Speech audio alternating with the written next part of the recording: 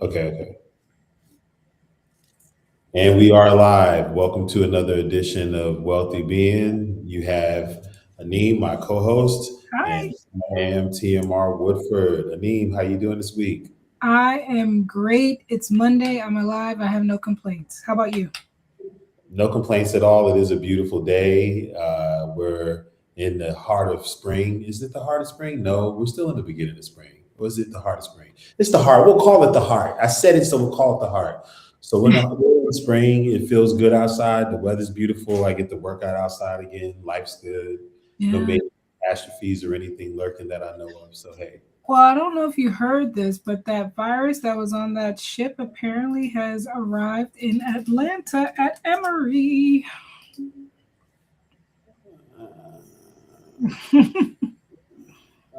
Emery. Yeah, that's what I heard. So like they transported it there. Well, the first case has officially been noted, and the person is at Emory, Atlanta. Now, I don't know which one, if that's Midtown, I don't know, but that's just what I heard on threads. Oh, So be very careful. Uh, okay, so yeah, that what the Hannah virus is it called? Yeah, that thing. Whatever. Okay, so I mean, I think most of us are just tired of the idea of another pandemic. Like, bro, even though I actually enjoyed the pandemic, I enjoyed cheap flights, quiet. Not too many people flying. It's speaking of pandemic and people not like looking forward to it. I think that's a perfect segue into what we're discussing today, like men's mental health. We know the pandemic already took a significant toll on people's mental health, and so now today, May Mental Health Awareness Month, we're talking about men's mental health specifically, right? And I think you might be more experienced and versed in that than I am. I mean, yeah, but you got brother, you got a husband. I'm sure you got some brothers and some male friends that you've seen lose it, and have experienced good sides and adverse sides of that. But yeah, obviously, um, I've been a male living being my entire life Mm. in the USA, and mental health has been a journey. My journey of mental health started at a very young age, and it's been complicated, Yeah. to say the least. Yeah. I mean, I think complicated is the best way to describe it because, like you said, I have a husband, I have brothers, I have all these men, significant male figures in my life, but like to see them experience or tap into emotions is pretty much unheard of.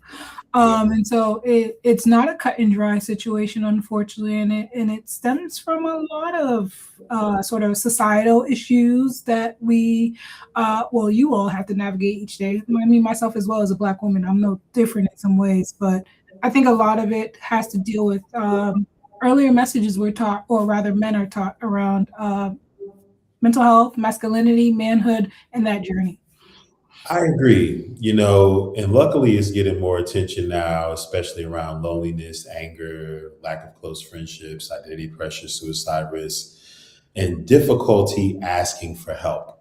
Yeah. Now, that last one, which I've dealt with in my life in various seasons for different reasons, but from an early age, most of us are taught as men and women, but we're talking about men right now, we're taught what it is to be a man, how you're supposed to behave. And these are societal norms that are conditioning men to believe that they have to be someone that's disconnected from their feelings or not show feelings to be strong, right? Yeah. Whereas a man has to be this provider, where he has to be a leader, and he Mm. has to be an array of things that most men don't get any specific training, Mm. to develop the capacity to be these things. Absolutely. I mean, Absolutely. Yeah, when I'm listening to you talk, I just finished this book this weekend. It's called Perfect Peace, and I can't remember the author. Forgive me, but it was so beautifully written, and it talks about this exact thing. It takes you on a journey of a young Black boy who then is socialized to believe that he is a girl because of his mother and other things, but then he gets one treatment in the world as a girl, as a young black girl, and then forced to sort of transition out of that and then come back into the world as a black boy. And the vast difference in how, love and care and support and just mental health was sort of depicted in this book is like a really interesting contrast, but highlights specifically this. A lot of men are told to be strong, go out, go work, go be a provider, go do these things. And in those same messages, you don't ever hear anything about take care of yourself, take care of your mental health. You're just forced to be strong. And so the book did an amazing job just illustrating how different sort of the world not even just perceives, treats young black boys and young black girls, and also around mental health and trauma, and just like all those things were forced to be, just suppressed for this young person, Perfect, or Paul, however we want to refrain to him. But like, it was such a good book. It was such a good book, and it just highlights this exact thing for black folks. Yeah, that topic is pretty deep, though. I have a question about what you just said. Mhm. Mean he experienced it as a girl and a boy. How? So his mother had an extensive traumatic history with her mom, and so she was mistreated, she was neglected, she was abused, heavily abused by her mother, and she swore to herself that she would have a daughter.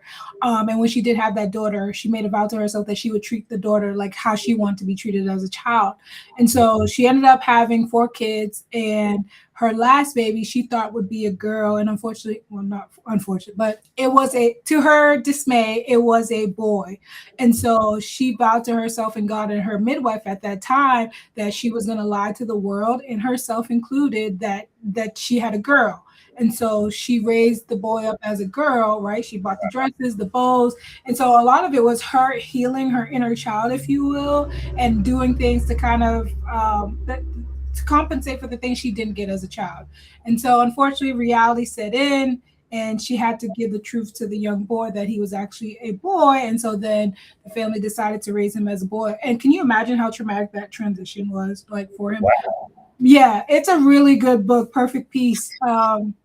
Really good, really good. Oh my God, it took me on a journey. It was so many emotions in that book. But needless to say, how she was treated as Perfect, the young girl, versus how he was treated as Paul, the young boy. He experienced so much trauma as a young boy, and it was forced to just repress it, keep it deep inside, get beat up, forced to normalize these things around manhood, masculinity. And can you just imagine the confliction inside, right? And so it was a really, really good book. Well, you know what? That is that is an interesting book. That is wild. Or, but I don't know if it was fact or fiction. Like, was it based on a true story? I don't really know. It could have been fiction, but I mean, I can't say that these weren't stories. This took place in the middle of Arkansas in the 1930s, post slavery. Like, who's to say like these weren't like stories for so many of our people who came out of slavery and trying to adjust into a post sort of post-slavery life and try to find a way and figure it out, right? Like, there's a lot of things around sexuality, masculinity that were probably not discussed amongst everyone, and so people found a way. Got it. Well, the interesting thing about a story like that is it highlights one thing, especially everything that you said highlighted one major thing. Mhm. Other transferred her trauma onto her child. Yeah. Yeah, even as well intended as she thought she was, right? Even as well justified as she thought she was, that experience was traumatic for her child, right? And for herself as well, to see what that child had to endure later on, and maintaining that lie, keeping that lie from your husband, the other kid. Like, it's a lot that went into it. But yeah, trauma can be passed down to from generation to generation, boys and girls, and that story definitely highlighted how that can look like, and specifically for many families, again, who came out of slavery or were restarting their life, and trying to navigate it was a lot of trauma. Wow. Well, the transference of trauma is real Absolutely. because issues that are unresolved are just transferred through one's behavior Mm, into those in their environment. It can be their children, it can be their partner, it can be their coworkers, absolutely. it might even be their neighbors. And I don't think we really realize that, which also raises the question in my mind, how much of the trauma from these men and that men are experiencing is transferred, let's say, from a parent, right? Yeah, And that's a then good question. and then how much of their trauma is being transferred from their parents and from their parents, and they're doing what they think is the best thing for that child, but it's really not.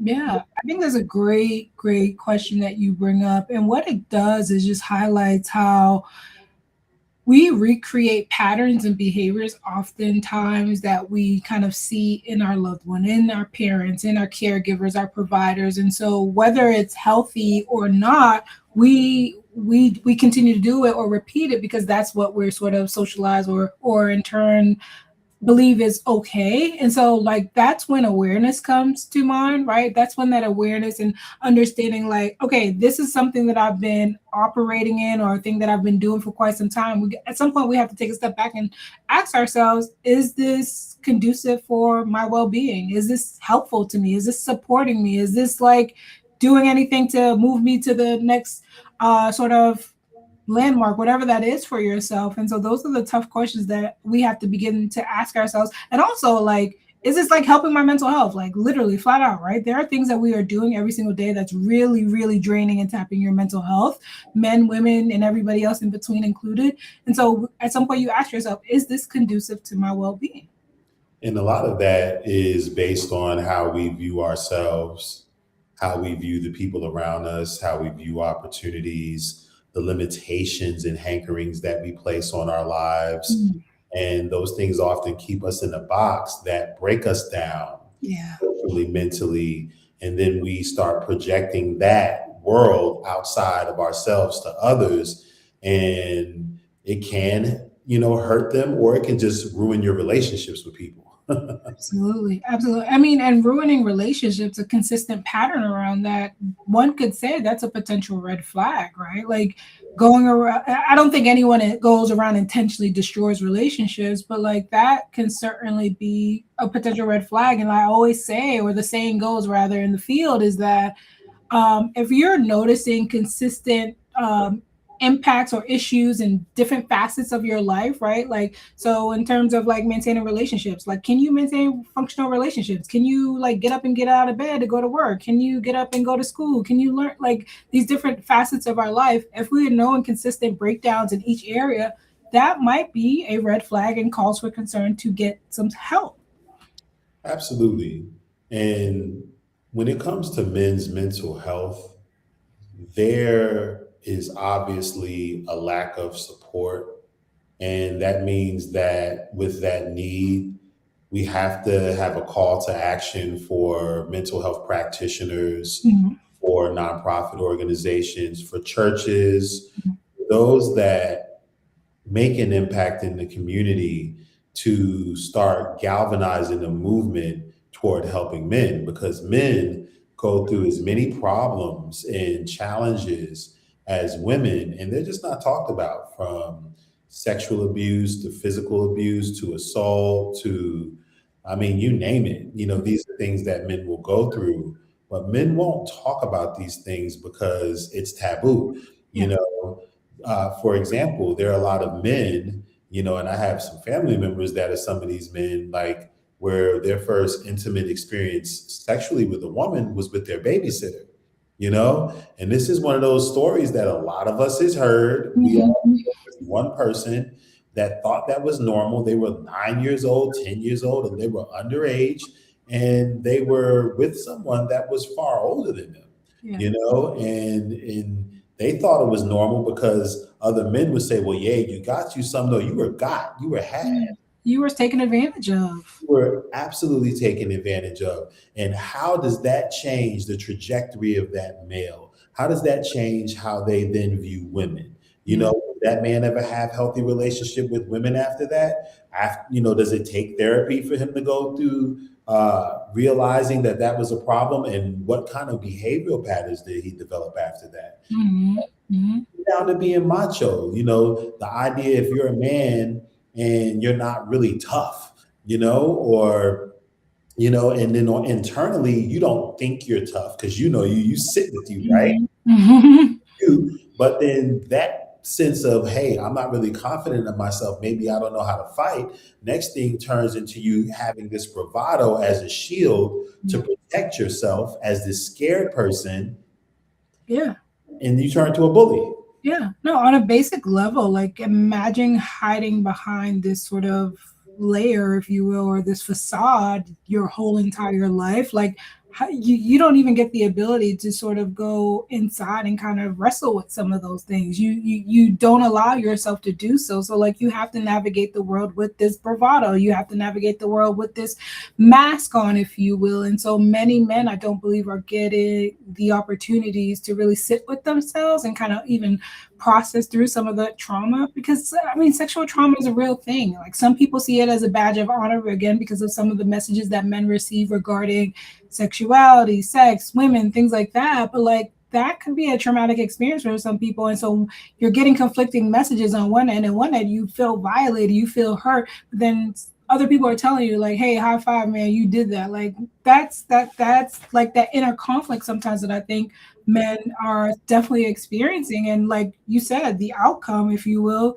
is this person who can never tap into his feelings, never tap into his emotions, and just goes through the world just going, right? Never really slowing down and kind of figure out and understanding who they are. And so there are tons of implications for again, sexual abuse or just trauma or any sorts of sort of concerns for young people, because they then turn into men who can't be there fully for you, right? Which impacts relationships, marriage, dynamics, specifically black men, right?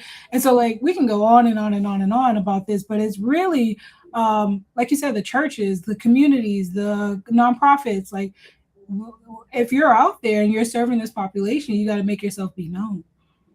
Absolutely. And, that disconnect, if we think about it, when a man is assaulted, which is really what it is, and abused by this young woman or, this babysitter, and just using that as an example because there are a lot of other instances, what Mm. happens to him? How does he then look at sex? How does he then look at himself?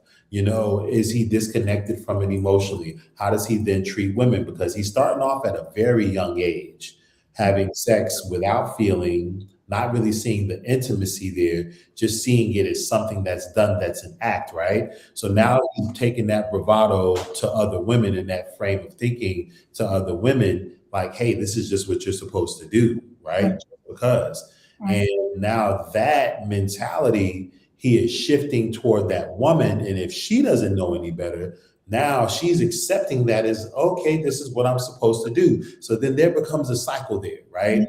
Because now she starts dealing with men in that same way. So Mhm. at some point, we have to stop Disrupted. that transference. Yeah. Well, they say hurt people, right? Yes.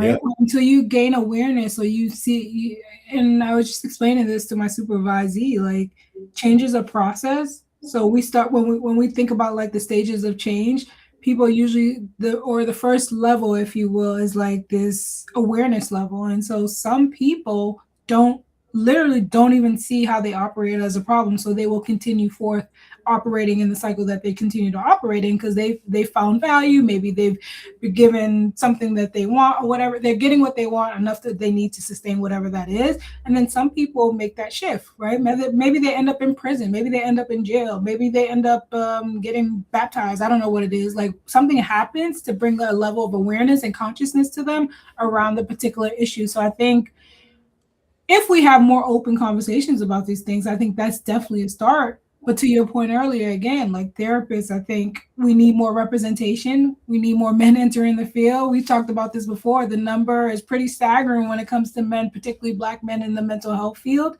Um, it's representation matters because people need to see themselves in these providers, right? People need to know for, in essence, that we can trust this provider, and sometimes that representation is a start, not certainly not the finish line. Oh no, it's definitely a start. And speaking back to the root of that particular issue and drilling down is also who are you leaving your child with? Now, this is something we think of when it comes to women. Mhm. we're not as quickly to leave a woman around or a female child around any male, whether it's family, extended family, is something we're very careful with. Yeah. To that extent, if it's someone trying to do something to your child and it's their babysitter, that means that there isn't enough vetting in the process of, hey, Yeah. who's around my child, which can also be a problem of, hey, we really don't have the money to afford proper child care.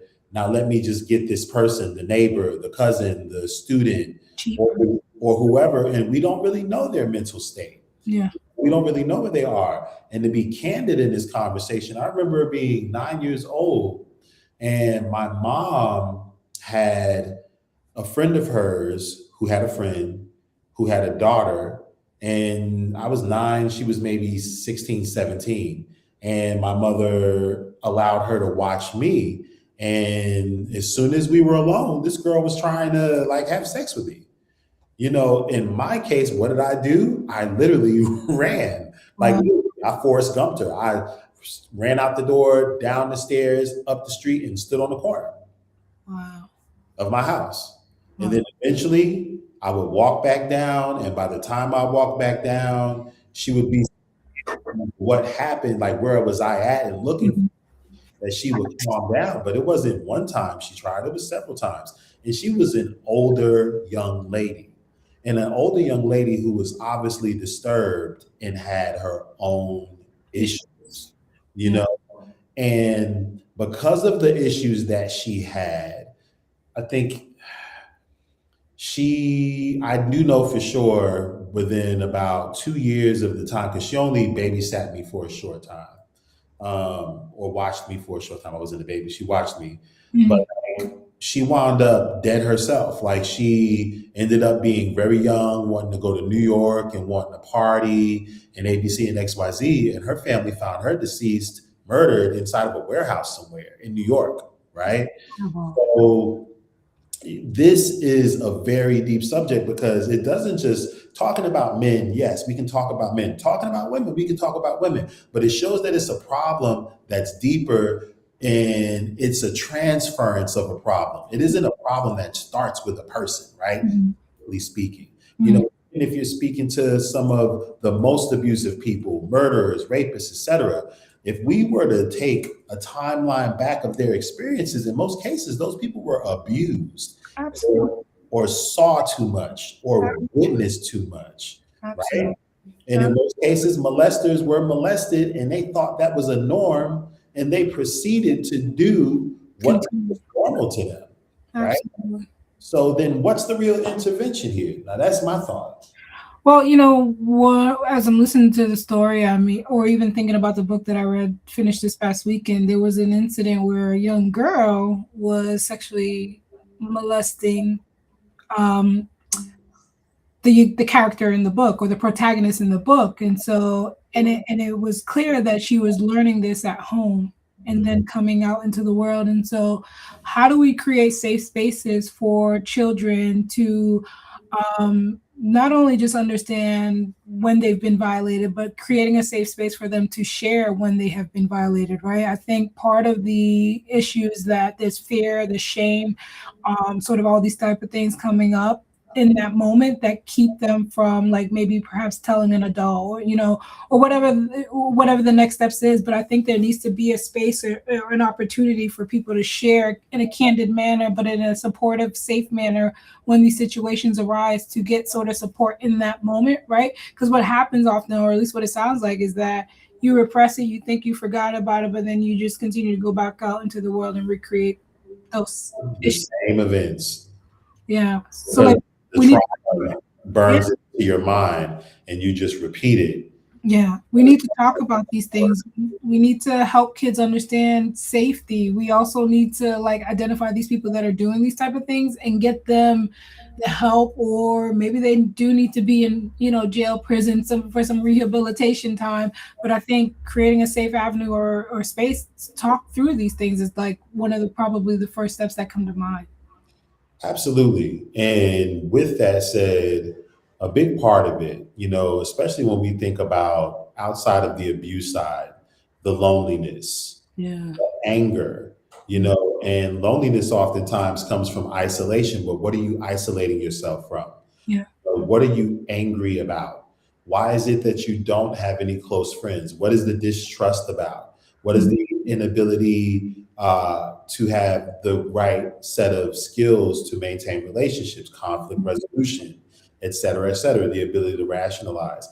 Mental health and a lack of mental health programs is really what it is. It Yeah. should be a requirement. We talk about financial literacy all day. This has been something people have been talking since before the pandemic when it became a thing, right?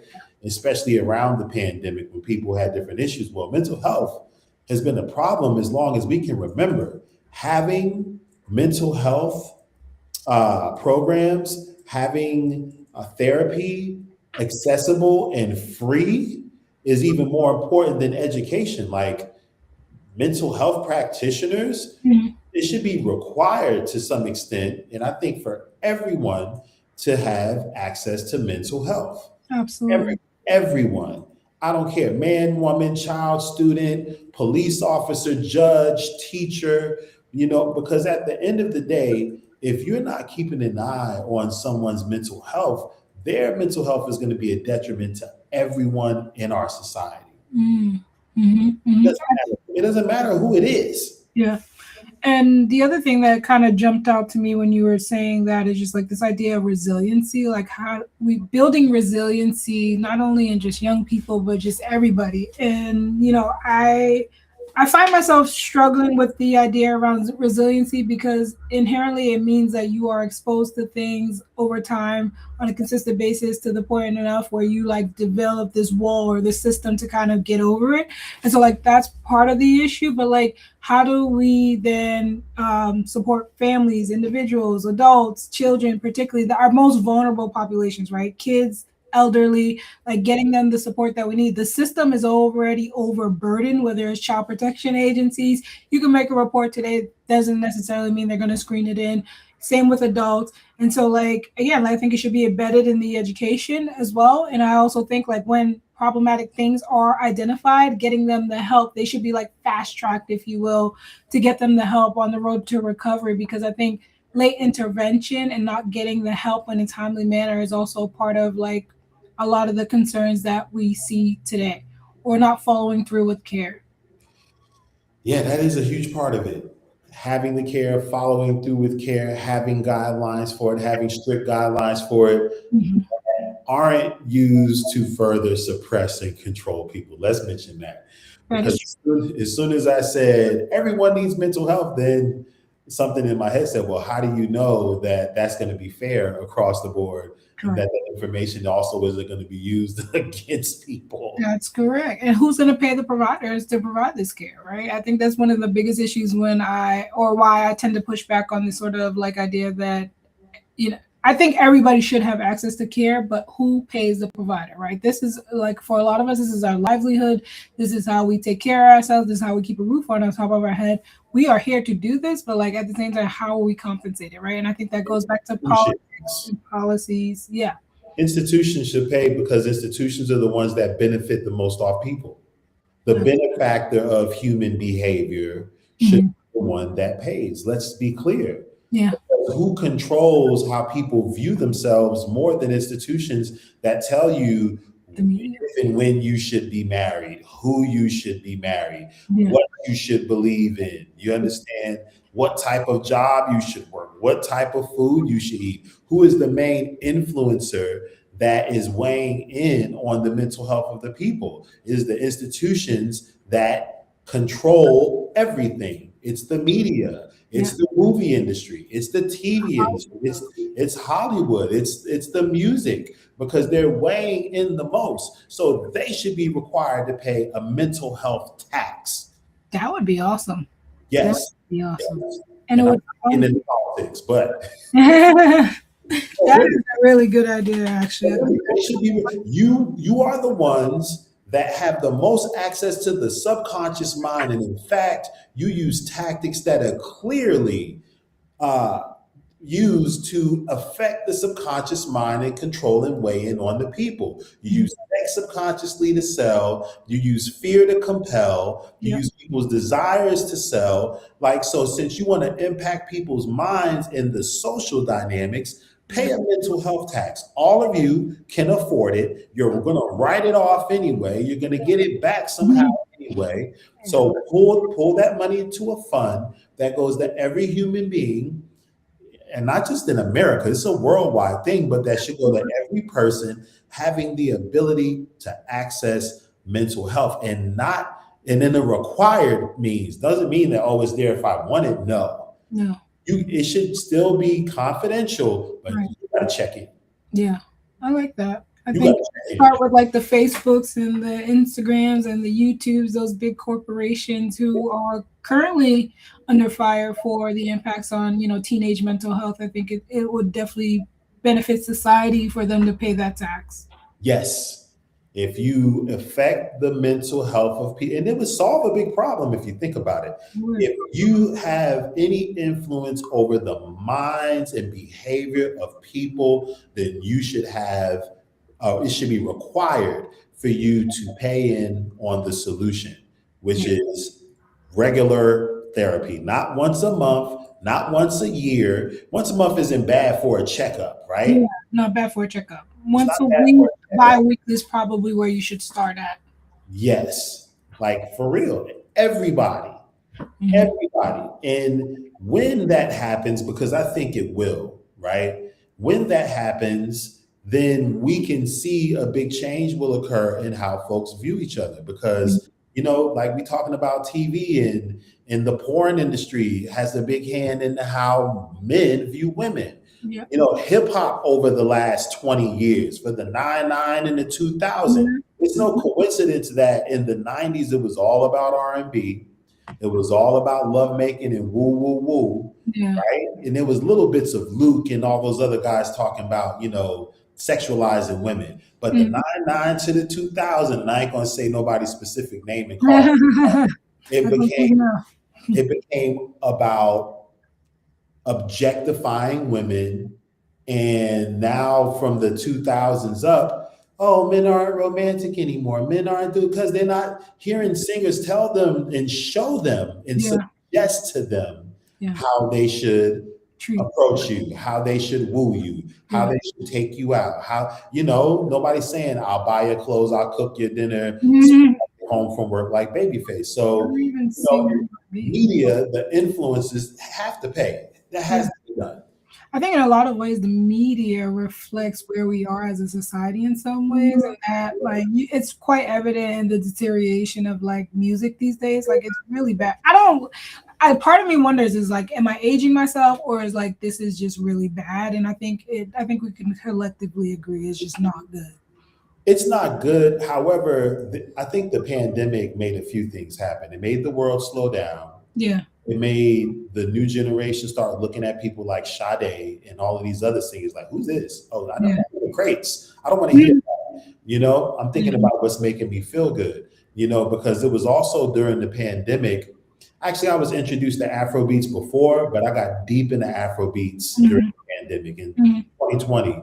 And I stopped listening to hip hop, even though I like the fact I can work out and it's going to keep me fired up. Yeah. But I want to hear loving music that brings my stress down, Mhm. makes me feel good. So then Yeah. I discovered certain artists like a Rema or a Wizkid, and Good this one, music. and I'm like, oh, this is feel good. This feels good. Feels Okay, good on your soul. it feels good, and it's Yeah. giving you positive suggestions. I'm not saying all Afro beats Yeah. is positive, but for a large part, it just kind of reminds me of R&B in the sense that it's mostly love music. Yeah. You Yeah. know, And I saw something online talking about Rod Wave. I don't really listen to him, but apparently he makes really emotional, like borderline. This is my last day on earth music. And and he has a huge fan base. And I'm wondering, like, somebody said, like, I'm never going to be that sad where I need to listen to Rod Wave. And I'm just like, I get it, right? And I heard my nephew listening to some of that stuff too. I'm just like, are you good? Like, do you need somebody to talk to? Like, what's going on? Like, this is not good, soulful, like, cheer me up music. This is really dark energy, like, I'm on my last line. Like, and granted, it's an expression. Like, we have the right to do that, but like, I'm genuinely concerned. But there's a responsibility because this is the thing. Music was crafted intentionally to be more repetitive. There's a reason we went from live music to Mm, more of a loop-based music that's highly repetitive. And what happens when you listen to something that's repetitive like that? It accesses the subconscious mind. yeah, Period. You don't go to make love and listen to killing music, you know? You yeah, don't ride up trying to kill somebody listening to Sade. You're not going to go to church listening to NWA. yeah, People literally will play what they want to be in the mood for, yeah. and How it do will I bring feel? them into that mood. Yeah, So it's, even though we don't say it, it's obvious that it's mind control. The yeah, same thing with a movie. You sit down and watch a movie, you're locked in, you're focused on it. Whatever it's telling you and whatever it's saying, you're feeling it. You're being taken mhm, out of your perspective into someone else's perspective in them in those moments. And absolutely. some people's minds aren't strong enough to leave that perspective. Some Mhm. people are stuck there. That's why we have to be mindful of those people who aren't strong enough. Well, I think we have to, and I hate to use the word assume, but we have to presume people are not going to be strong enough, especially if they don't have the mental training, No, they don't have the capacity, they yeah, don't have the objective nature and decision making to say, you know what, that's not my thought. You yeah, know, most people don't can't identify the difference between their own thoughts, thoughts from the internet, thoughts from TV, popular thoughts, thoughts from yeah. so many influences Mhm. bearing in on our minds. Most people can't They decide can't decide. or differentiate Yeah. between their thoughts and someone else's. Yeah, that's why the internet can be as amazing as it is, but also quite dangerous because we get into these sort of silos. Yeah. And so like because we're talking about men's mental health, and so like you have a lot of that red pill content where like men literally have these conversations in these echo chambers about how horrible women are, how we have to mistreat them. And so like when you find yourself in a sort of interesting space in life and you get captivated by that information, you're pretty much you're a goner in some ways. And so like being able to be strong enough to get on the internet and understand what thought is my own versus like, nah, I'm not really, I'll listen to you, but I'm not really rocking with this. I'm standing here and I'm standing firm in this. That takes skill. That takes a sort of level of confidence. That takes a level of like mental maturity, if you will, to be able to do so, especially in this day and age. Yeah, and most people lack that. And let's be clear, just because someone has a voice on the internet and that's for everyone, doesn't mean you should be listening to them, right? There's certain questions we should ask. Is this helping me? Is this beneficial or is this detrimental? If I Absolutely. listen to this and if I act off of what I'm hearing, is that going to benefit my life and make it better, or Mm, or is this going to deter me and send me into a place that is going to be to my detriment? yeah. And half the time when we hear people on the internet, they're all going off of some Viral other content. person's influence, some agenda, you know, oh, I don't like men or I don't like women. That is separation. And Mhm. life is not about separation, it is about unity, Yeah. right? So if it's not bringing men and women together, if it's not bringing both sides of the aisle, Democratic and Republican together, if it's not bringing religious people of different ideologies together, then it's just a control mechanism. And who is the controller is the question. The And who's person cashing benefited? out. Yeah, Who's benefited? You yeah. know, because the truth is, all of that, women ain't this and women ain't that, that's their personal experience that they're isolated in and that they're living in. Do you want to live in that loop with They're them? also speaking from a hurt place. I think it's important to recognize when people are hurt. And I mean, we may not all have the capacity to see that or even want to deal with it. That's fine. But you got to understand when people are moving from a space of like abundance, hurt, frustration, pain, like, and all these are valid emotions and feelings. But like some people are using these social media platforms to just have a moment and display that because maybe they don't get attention anywhere else. Right. And so, like, we have to be able to discern these type of things and understand, like, as you mentioned, what am I, what benefit am I getting from this? The other thing that I'll add in addition to that is just like, what am I getting from this in this moment, right? Like, what is this making me feel? is this like driving me to be more like positive or like more angry, like that, those things, type of things matter. You want to take account of that, both men and women, when we're navigating these social media spaces. And that's a huge, huge part of it. Are we going to be more accountable for how we're feeling? Are we going to realize that even by paying attention to anything that anyone is saying, we're allowing them into our subconscious and we're allowing them to program and dictate our behavior on some level? Yeah. We're paying too much attention to things that have nothing to do with our prosperity, and we're calling it entertainment. Yeah. You know, like, and it's a form of recreation, but is it really wrecking creation? Is it really destroying what we have and the good capacities that we do have by paying attention to something that is funny? It's Yeah. funny, but now you're actually exuding some of those behaviors, or now your perspective is Yeah. skewed and seeing things from that limiting, stifling Perspective. concept. Yeah, in perspective. Yeah. So, but when it comes to our men, what are we going to do? I think so. This is one thing that I'm doing. Hmm. Um, so we have a platform. It's quincentia.com, QUINSENTIA.com. So every month we hold free counseling sessions for men. And these are subconscious behavioral modification conversations and counseling sessions where we'll walk you through your subconscious and help you see what's running your life so you can determine whether this is beneficial and detrimental for you, right? Unfortunately, we haven't had a lot of men come forward yet for these free That's therapy sessions, true. you know. But we're going to still working at it. We're going to still. I mean, it's quite frankly hasn't been any men yet. It's been all women. You Mm-hmm. know, women are the ones that are, yeah, I'll take some therapy really quickly. But I'm going to say this to the men that might be out here listening. Mm-hmm. We all need therapy. You know, I have therapy on a regular basis. Actually, I've been in therapy every week for Wow. probably close to a year now. That's awesome. You That's know, awesome. Normalize that. I think the more we're transparent about that, that can be helpful too. for almost a year. And with that said, while I was also in school to be a therapist myself, and let me tell you why. Because none of us are above having to improve. Mm-hmm. And if you're objective about improving something, it's like a project that you do or a house that you build, right? It's nothing wrong with getting someone else who may be also objective about that thing, that house that you're building, to say, you know what, I like the house overall, but those colors you picked are loud. To tell you that, especially if you're trying to sell it, right? Yeah.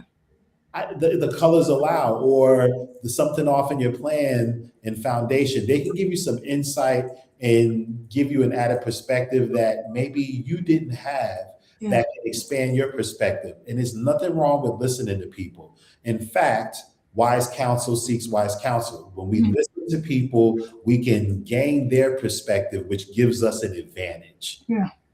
without having to go through the same thing. Adding perspective helps us to avoid having to go through certain things. Yeah. We don't have to go through certain challenges. Maybe someone else will see something and catch it early, so you don't have to go through certain difficulties associated with that thing. Mm-hmm. Mm-hmm. I think for me, or at least I don't see too many men. I don't have too many men on my caseload. I probably got like two.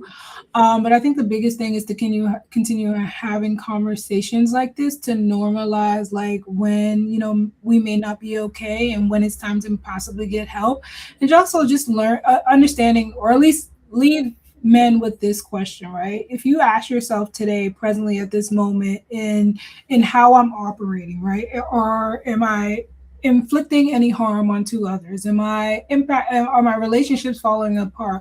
Am I like struggling at work? Am I struggling with my family? Like, if you look at the different aspects of your life, right? Those functional areas, if you find yourself in a really critical place where you feel like something's just not right here, that might be an indication to get some help.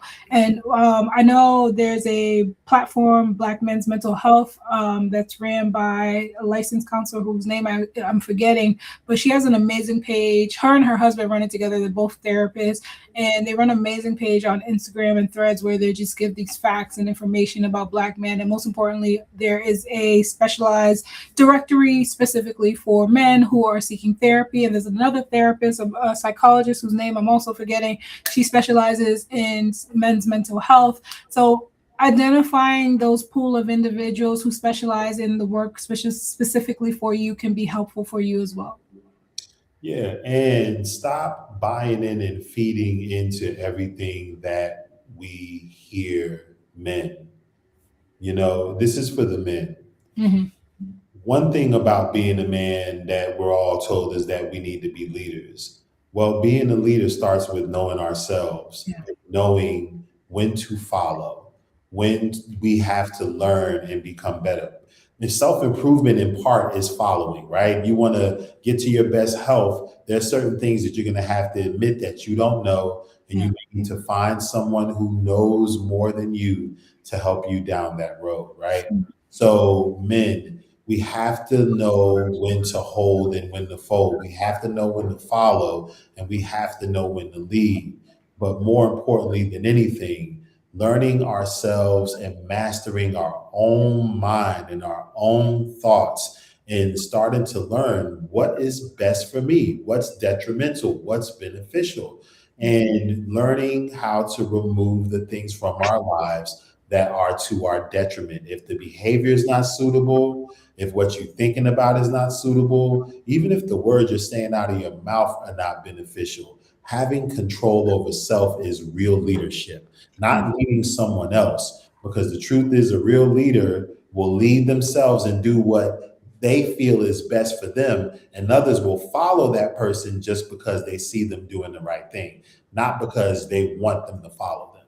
Yeah. And one more thing I think is really important, particularly for men, to deconstruct this idea of manhood they may have been forced into or may have been pressed upon. I think that's imperative in terms of restoring and just moving forward in a more healthier manner. And I use healthy because healthy means a lot of things, but like if the messages around manhood and being a man have been around harm, recreating harm, trauma, things like that.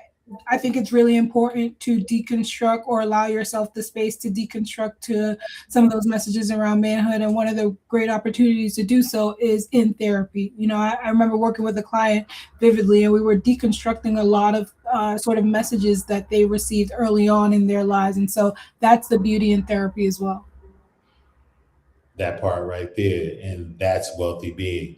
There it Well, is. that's the end of this week's discussion. We're gonna make sure the conversations flow into each other, which last week's I think flowed pretty nicely into this. But stay tuned to Aneem, Awe, and into myself, because we're gonna have some interesting programs, online webinars, in-person events. You have an event this week, don't you? I do. May 14th is Thursday. Beyond the Code 2. This is specifically for the therapists out there who are looking to really hone in on their skills, monetize their skills outside of just one-to-one therapy. So if you know that this is something that you want to do, especially as the summer slowdown is like right here, right around the corner, and you don't want it to catch you slipping, then you probably should join us this Thursday. Yeah, make sure you do, because I will. I'll be there. All right. And then until next time, Take care, y'all. we'll see.